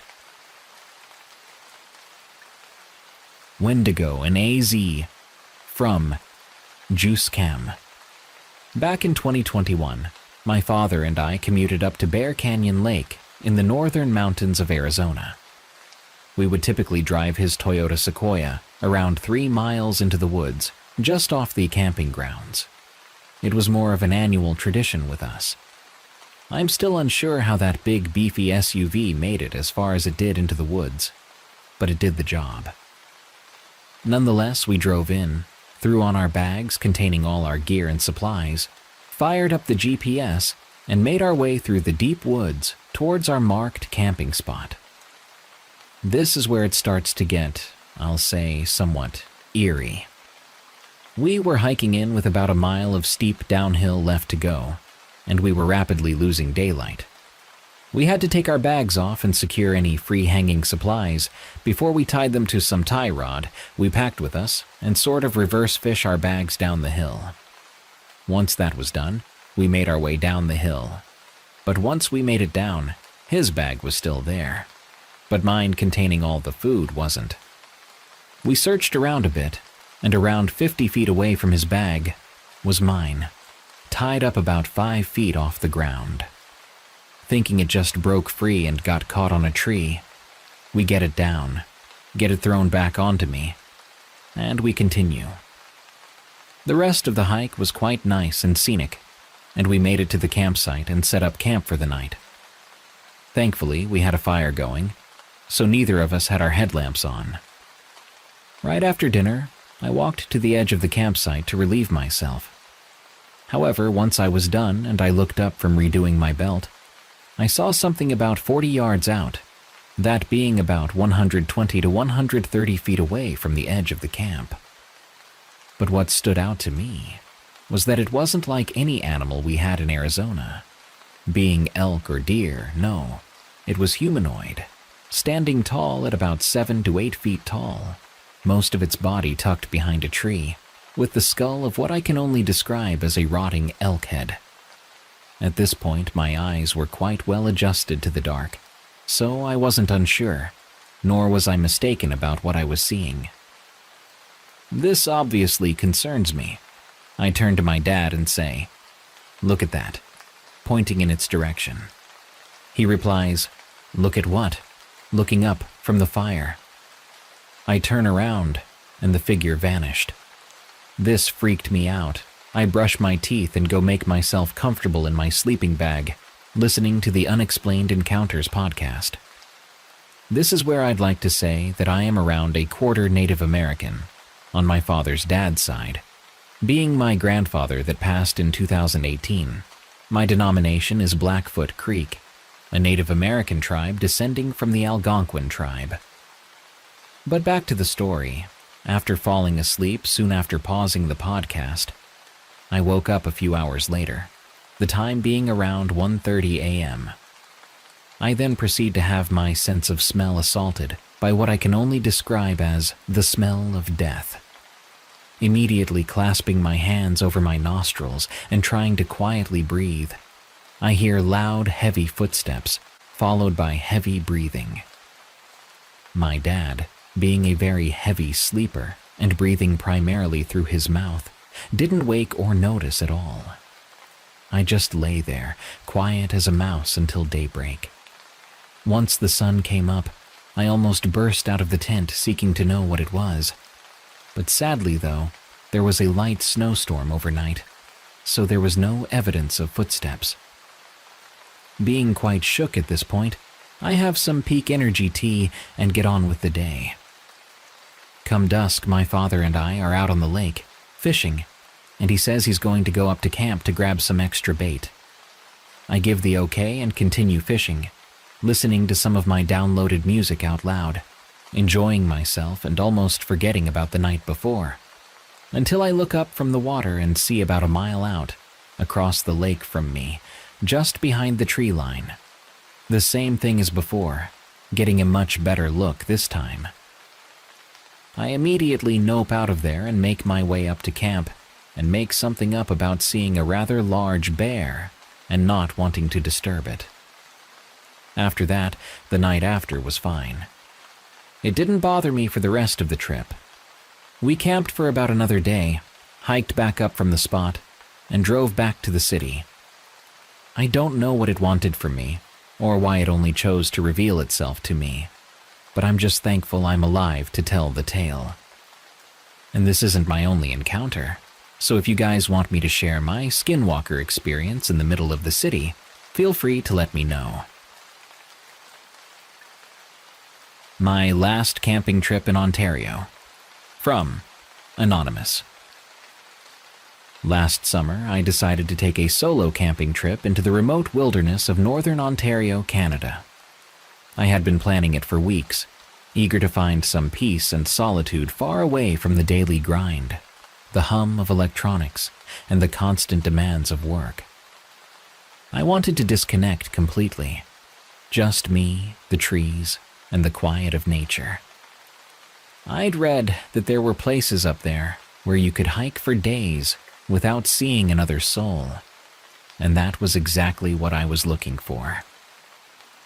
I arrived at my chosen spot after a long day of hiking. The place I found to set up camp was a small clearing deep in the woods, away from any trails or signs of civilization. It was perfect, or at least it seemed that way. The sun was already beginning to dip below the horizon as I pitched my tent, the golden light filtering through the leaves. I felt a sense of accomplishment, that kind of satisfied exhaustion that I only feel after a long day outdoors. I set up a small fire and settled in for the evening, boiling some water for dinner and watching the sky darken above me. The stars came out in droves, the way they only do when you're far from city lights, and the forest around me was alive with the sounds of insects and distant rustlings. I felt truly at peace. The first night passed without incident. I woke up feeling refreshed, spent the day exploring the surrounding woods, and returned to camp with enough time to gather more firewood. I cooked my simple meal over the fire again, watched the sun dip beneath the tree line, and listened to the night sounds picking up. I could hear the soft scurrying of nocturnal creatures, the rhythmic chirp of crickets, the rustling of leaves, the comforting soundtrack of the wilderness. It wasn't until sometime around midnight that everything changed. I woke up suddenly, disoriented. My fire had long since died down, leaving the clearing in darkness. It took me a moment to figure out why I was awake. And then I heard it. A rustling sound coming from just beyond the camp. It wasn't like the small sporadic rustlings of a rabbit or the snap of a twig underfoot of a deer. This was different, louder, deliberate, something moving through the undergrowth. I sat up in my sleeping bag, my senses on high alert, straining to listen.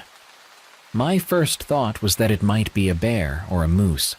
Wildlife was common in these parts, after all. But something about the sound didn't fit. There was an intentionality to it, a rhythm that made my stomach twist with a deep sense of unease. I grabbed my flashlight, heart pounding, and tried to peer through the thin fabric window of my tent. But all I could see was darkness. The rustling grew louder, closer, until it sounded like whatever it was had to be right at the edge of my campsite.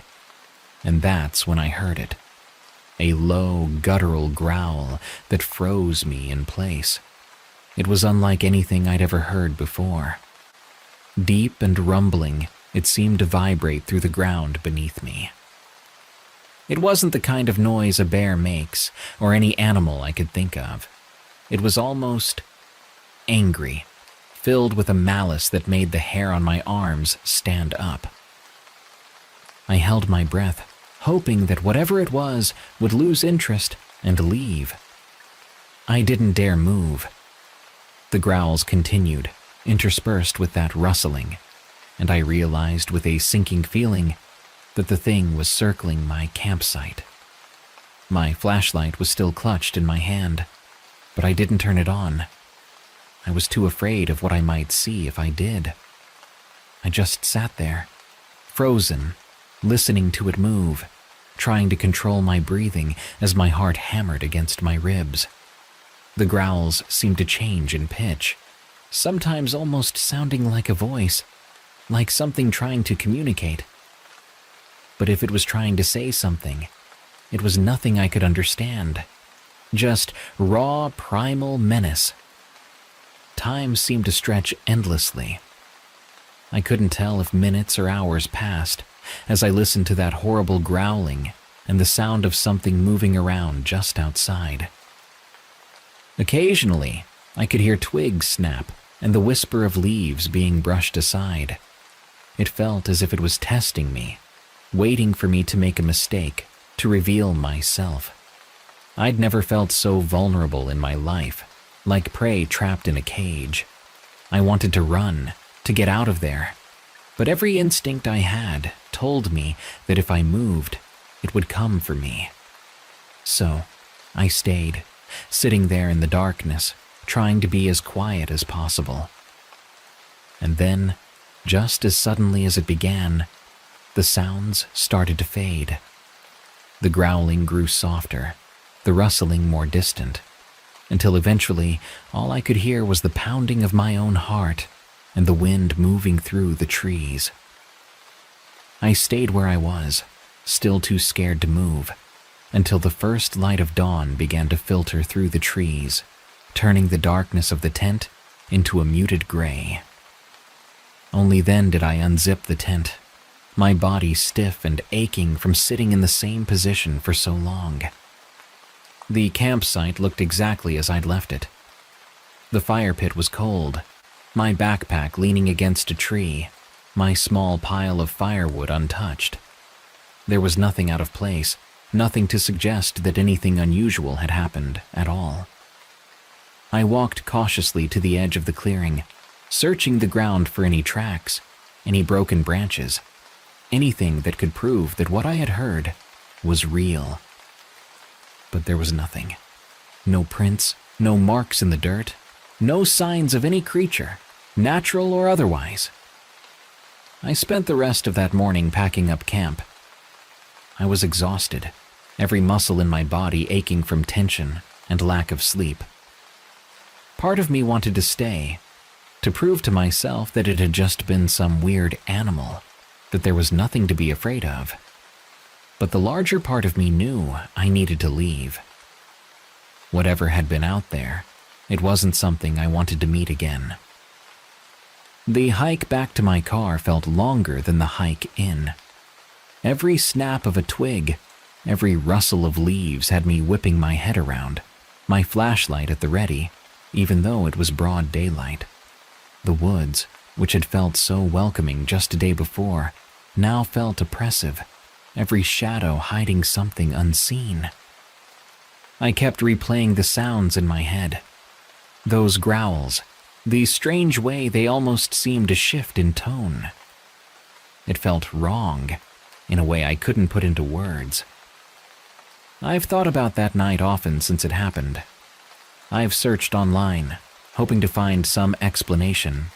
Stories of similar encounters, local legends, anything that might help me understand what it was that I experienced. I've come across a few vague accounts of strange noises in the woods, but nothing that really matches what I heard. Some people suggest it could have been a bear, or maybe even a wolf, but deep down, I know it wasn't. There was something about the sounds, the deliberate way it moved, that felt off, almost intelligent, in a predatory way.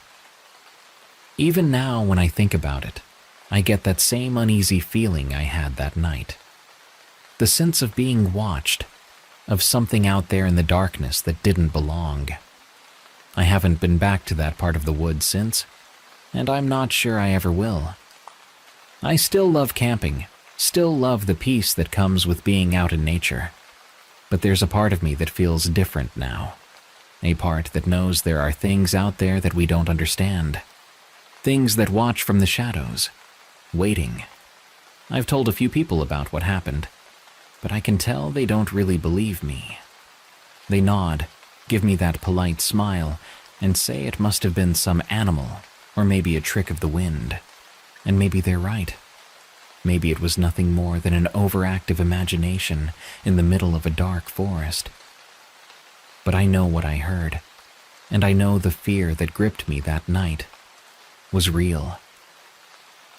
Sometimes when I'm lying in bed, I'll hear a noise outside, a rustling, a low sound carried by the wind, and for a split second, I'm back in that tent, holding my breath, waiting for whatever was out there to move on.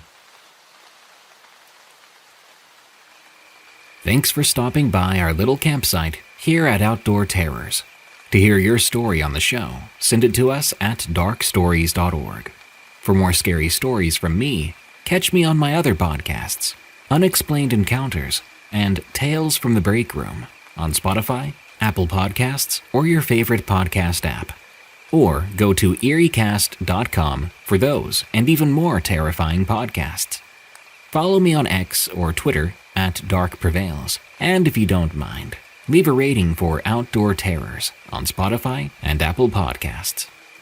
Till next time, I'll see you soon when the campfire blazes once again.